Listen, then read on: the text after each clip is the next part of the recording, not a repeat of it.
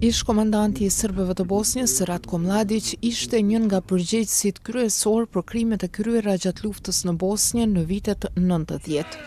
Viktimat dhe familjet e tyre e quanin kasapi I Bosnjës. Me drejtësinë për një listë të gjatë mizorish u përball pas 16 vjetësh në Arati. Ne, to neću da slušam uopšte. Gjykata ndërkombëtare penale për ish Jugosllavinë shpalli Mladićin fajtor në vitin 2017 për 10 akuza, përfshirë gjenocid dhe krime kundër njerëzimit. Ai u gjet fajtor për udhëheqjen në një fushatë të pandërprerë të spastrimit etnik, me synim vrasjen ose dëbimin e jo serbëve nga territori I Bosnjës gjatë luftës së viteve 1992-95. These undesired people, undesired territory, weren't going to disappear by magic. Më shumë se 100.000 njerëz u vranë në konfliktin që shkatroi një zonë etnikisht të përzier të ish Jugosllavisë. Në korrekt të vitit 1995, trupat e Mladićit pushtuan Srebrenicën, e cila ishte shpallur zonë e sigurt nga OKB-ja.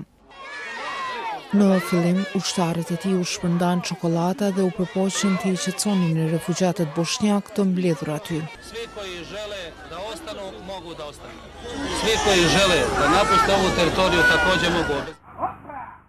Por disa orë më vonë, trupat e tij masakruan mijëra burra dhe djem musliman në krimin më të rëndë në Evropë që nga lufta e dytë botërore.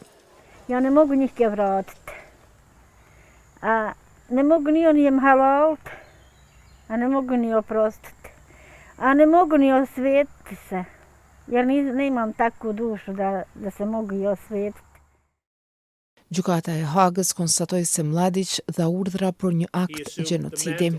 Ai mori rolin kryesor përmes forcës ushtarake në zbatimin e planeve kriminale për spastrimin etnik të një pjesë të madhe të Bosnjës.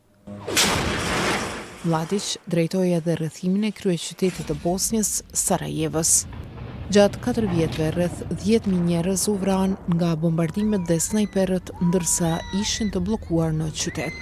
Mladić talks about personally sniping the people of Sarajevo as if it were a sport, a form of recreation.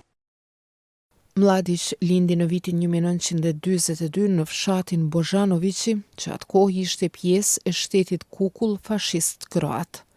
Ai ndërtoi karrierë si ushtarak në ushtrinë jugoslave. Me fillimin e shpërbërjes së Jugosllavisë më 1991, u angazhua në luftimet kundër forcave kroate. Gjatë luftës në Bosnjë më 1994, ai e arsyetonte veprimtarinë e tij duke thënë se po mbronte popullin serb. Pas luftës, Mladić u fsheh. Serbët që e konsideronin hero e strehuan me vite.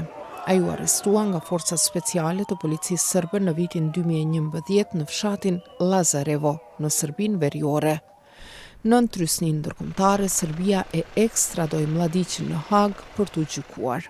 Në kohën e arrestimit ai kishte shëndet të dobët nga 2 goditje në tru.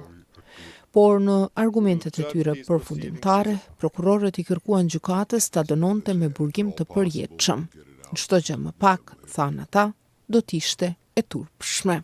The time has come for General Mladić to be held accountable for those crimes against each of his victims and the communities he destroyed. Me vdekjen e Mladićit, u mbyll një kapitull I errët në historinë e ish Jugosllavisë.